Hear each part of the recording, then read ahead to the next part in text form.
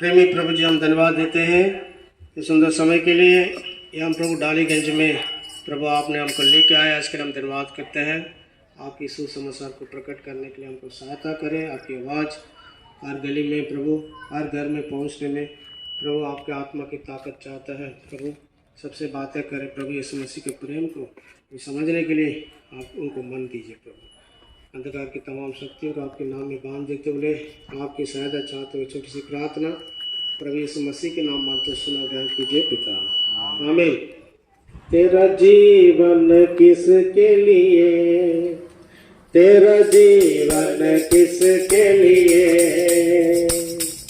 जब तक तो इस संसार में जिएगा, जीवन किसके लिए, तेरा जीवन किसके लिए। अपने ज्ञान पर जो मानते हैं इस संसार में, इस संसार में ऐसे लोग घमंड होती है इस संसार में, इस संसार में। इन सब के मन बहुत ही संकुचित है, इन सब के मन बहुत ही संकुचित है, और इनका जीवन लज्जा से भरा है, और इनका जीवन लज्जा से भरा है। तेरा जीवन किसके लिए, तेरा जीवन किसके लिए, जब तक तू इस संसार में जिएगा, जीवन किसके लिए, तेरा जीवन किसके लिए। झूठे मन वाले भी बहुत है इस संसार में, इस संसार में। नमक की नाई जो पिघल जाते हैं इस संसार में, इस संसार में। वे सब मसीह में छिपे और दृढ़ है, वे सब मसीह में छिपे और दृढ़ है। शुद्ध वे होकर सेवा करेंगे, शुद्ध वे होकर सेवा करेंगे।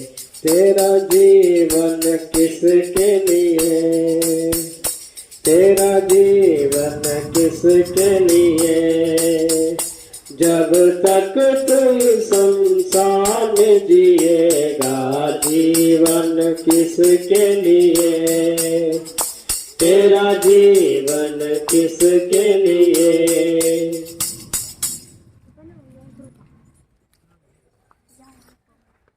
और बहनों और इस डालीगंज में रहने वाले मेरे प्यारे सबों को प्रभु यीशु मसीह के नाम में आपको अभिवंदन देते हैं।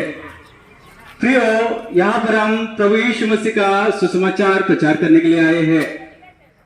మేము ఇక్కడ దేవుని యొక్క సువార్త చెప్పడానికి మీ మధ్య మేము వచ్చి ఉన్నాము।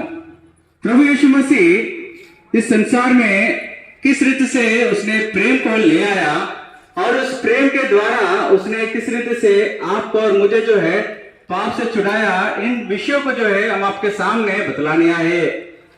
प्रियो, आप देखते हो उस चर्च के ऊपर जो है क्रूस होता है, और उस क्रूस जो है, उस क्रूस के ऊपर क्या बड़ा काम हुआ है, इन विषयों को जो है काफी लोग नहीं जानते। इसलिए प्रियो, हम बतलाने आए हैं कि उस कलवरी क्रूस पर हमारा प्रभु यीशु मसीह वो लटकाया गया, और अपने प्राणों को उसने इस कलवरी क्रूस पर देते हुए आपको और मुझे जो है पाप से बचाया। आपके जीवन में एक बड़ा सवाल हो सकता है कि प्रभु यीशु मसीह के मारे जाने से मेरे पाप कैसे क्षमा हो सकते हैं। प्रियो, प्रभु यीशु मसीह वो परमेश्वर होते हुए मनुष्य रूप धारण किया। पवित्र शास्त्र इस प्रकार से कहता है, यूहन्ना उसका पहला अध्याय में, कि वो परमेश्वर होते हुए भी वो शरीर में शरीरधारी होते हुए वो इस संसार में मानव रीति से उसने जन्म लिया। ప్రభుని యేసుక్రీస్తు వారు ఆ పరలోకంలో ఉన్నప్పుడు అతను మానవ రూపంలో ఈ లోకంలో వచ్చి నీ కొరకు నా కొరకు అతను ఈ లోకంలో పుట్టి ఉన్నాడు। అంతేకాకుండా పుట్టిన తర్వాత 33 సంవత్సరాలు అతను ఈ లోకంలో జీవించి సువార్త ప్రకటించి 3.5 సంవత్సరాల తర్వాత అతను కల్వరి శిలువ మీద ఆ మ్రాన్ మీద అతను చనిపోయారు. ఆ మ్రాన్ మీద ఎందుకు చనిపోయారంటే నీ పాపము నా పాపం కొరకు. प्रियो, प्रभु यीशु मसीह आपके लिए और मेरे लिए मारा गया. वो क्यों मारा गया? क्योंकि संसार में पाप से छुड़ौती के लिए पवित्र लहू बहाना बहुत जरूरी है.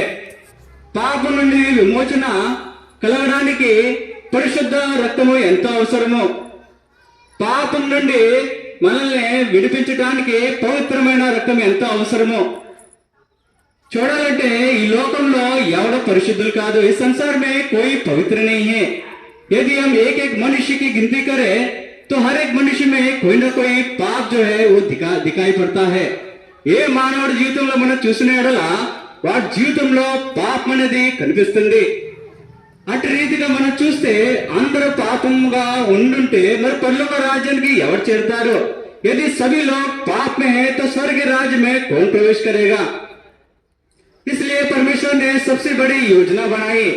అందుకనే తండ్రి అయిన దేవుడు మీ కొరకు మా కొరకు ప్రభుని యేసుక్రీస్తుని లోకంలో పంపించాడు.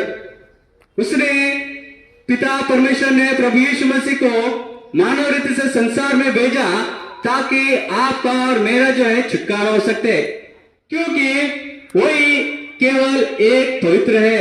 पवित्र शास्त्र इस रीति से कहता है कि कोई धर्मी नहीं, एक भी धर्मी नहीं.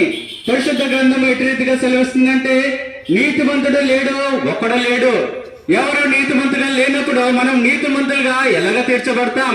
यद्यपि कोई धर्मी नहीं है तो हम धर्मी कैसे गिने जाएंगे? इसलिए एक धर्मी परमेश्वर प्रभु यीशु मसीह को संसार में आना पड़ा और इस संसार में आने के द्वारा आपको और मुझे जो है अपने आप को कलवरी क्रूस पर वो अर्पण करने के द्वारा आपको और मुझे उसने धर्मी ठहराया. ప్రభు యేసుక్రీస్తు వారు అతను మ్రాను మీద చనిపోయి మీకు నాకు అతను నీతిమంతులుగా ఎంచాడు, నీతిమంతులుగా మమ్మల్ని తీర్చాడు. ప్రియులారా, ఈ వాక్యము మీ యొక్క ద్వారం కాడికి వచ్చింది. ప్రిयो, ये जो परमेश्वर का जीवित वचन आपके द्वार के पास आया है. इसलिए प्रभु यीशु मसीह जब ये 33.5 साल संसार में था, सबों को उसने प्रचार किया और उसने यही प्रचार किया कि मन फिराओ क्योंकि परमेश्वर का राज्य निकट है. మనము మన మనసులో మార్చుకోవాలి. ప్రియులారా, మనము మన మనసులో మార్చుకుంటేనే మనం నీతివంతులుగా తీర్చబడతాం. ఒక దేవుని రాజ్యానికి మనం పాల్భాగస్తులుగా ఉంటాం.